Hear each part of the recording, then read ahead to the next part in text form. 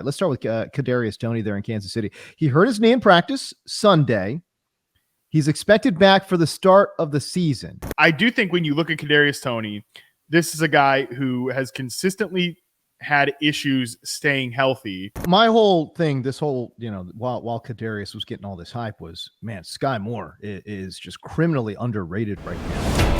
Look at the release. There's your separation. Great route. Stutter and go. Gets by clean. That is unbelievable. May be the greatest catch I've ever seen.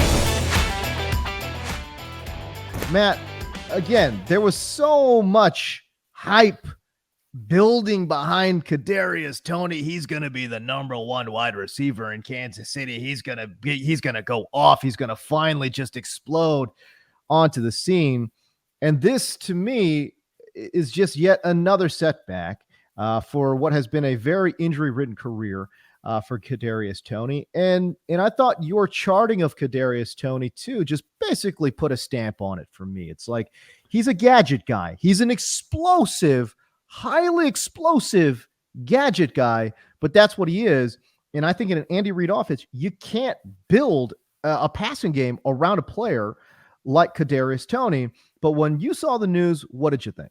I did see a post on Twitter /X, whatever the hell it is, from Alex Gold, who's a reporter in Kansas City, said that Kelsey says he's crossing his fingers to get Toney back as soon as possible, whether it's for the beginning of the season or a few weeks in.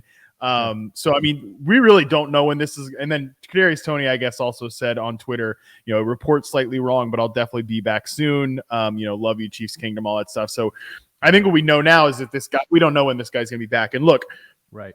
I'm going to trend into unpopular territory perhaps by saying this, but I think, because look, let me be clear. Like, you should never victory lap anything in July, and you should never victory lap because of an injury. And I don't really like the victory lap period on players, positive or negative. So please, as I say this, that's not what I'm doing. But I do think when you look at Kadarius Toney, this is a guy who has consistently had issues staying healthy. He got injured doing punt return drills and like pre-practice is what this sounds like. Aggravating a pre-existing injury.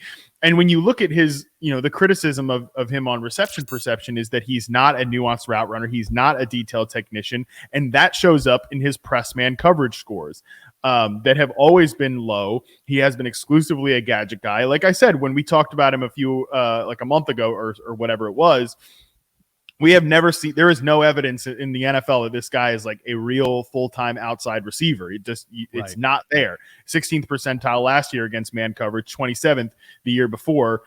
He posted 52% versus man coverage as a rookie, 50% against press. Like, those are not good scores either. He's obviously a really explosive player, as you mentioned, but I think my unpopular take here is that these two things are related. There's a reason that he's hurt all the time, and there's a reason he's probably not a good route runner. Maybe this guy is not putting in the time and attention he needs to be consistently healthy. Some people are just snake bitten, and I think there's probably a little bit of both, right? But at the same time, there could be causation between this correlation, right? Like that he's not. That he's doing all this stuff online, this nonsense, like threatening Giants fans in their DMs, sending voice memos, all that stuff, talking about Daniel Jones and Saquon Barkley, still clearly thinking about the Giants. The reason why he can't stay healthy, and the reason why he's not a good technician, because you know what that takes? Time. That's one thing that I, doing this stuff with receivers, charting them, and then obviously a lot of the guys I get to talk to. Because I'm in a great position at Yahoo where I get to talk to a lot of these players, receivers and not receivers. It is an hours-based business, right? Like it's an hours-based exercise. These guys that are great route runners that have these great, reception perception charts, they're not doing this just because it's like a God-given ability. That's what's so impressive about these guys who Antonio Brown or, Antonio Brown, whole other thing. But these guys who aren't necessarily like great testing athletes. I should have used a better example given what we're talking about here. But You know what I mean? Okay, so my whole thing, this whole, while Kadarius was getting all this hype was, man, Skyy Moore is just criminally underrated right now.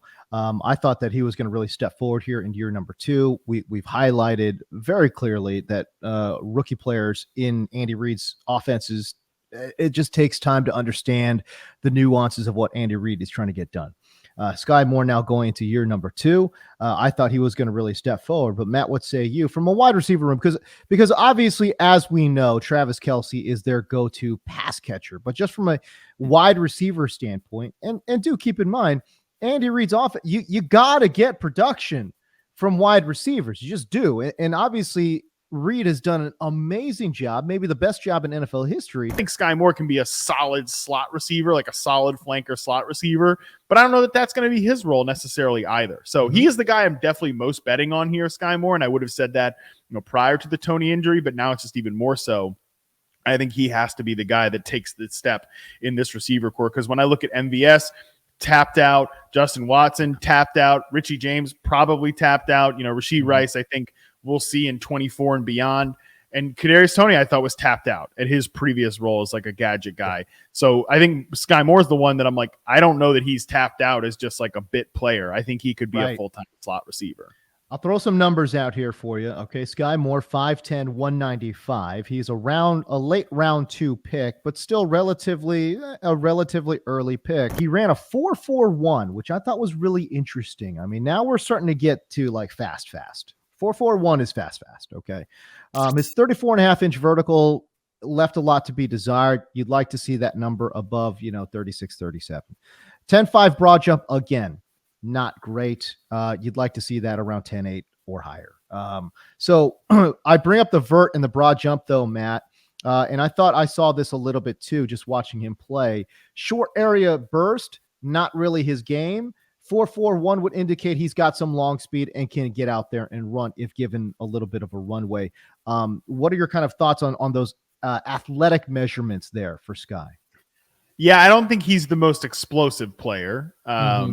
His success rates in college were great because he did what you want to do, a guy against smaller competition. You want him to go out and blow the doors off those guys, and that's definitely what he did from a collegiate perspective. He was, top 2 in success rate versus man press and zone coverage among the guys charted in that 2021 or 2022 draft class. In the NFL, I definitely think you saw that lack of explosiveness, but you give him a clear runway. I think that's right. I think that's why they wanted him to be on punt returns so bad, but he's never been a punt returner. Like, why are we having this guy field punts? He's not going to field punts. Yeah. So I do think though, that, giving him the head of steam like that is really good. And for me, the one thing I would say too about Skyy Moore, he's what we were sort of talking about, the inverse with Kadarius Toney, that if Skyy Moore is going to be maxed out, he's going to max out his ability. He's going to have to become a great route runner. He's going to have to become a great technician because he is not that explosive athlete. And obviously I don't know Skyy Moore, and I don't, have any sources on this, but if he's been putting that work in, if he's been taking that attention to detail, which I do think you saw as a collegiate player. And last year too, we're talking about a guy in a very small sample. He played everywhere. We talked about that. He lined up at all different receiver spots. He played some X, he played some flanker, he played some slot, getting to know the playbook. I think his long-term position will be flanker slot, but he still had a 73.1% success rate versus press coverage, a 70th percentile score, 68.5% against man. That's solid. It's it's above average. And, we're talking about a guy who had a big learning curve. So I think the fundamentals are there for Skyy Moore to build on. He's not the most explosive player for sure, but the fundamentals are there for him to take, I think, another step as a player.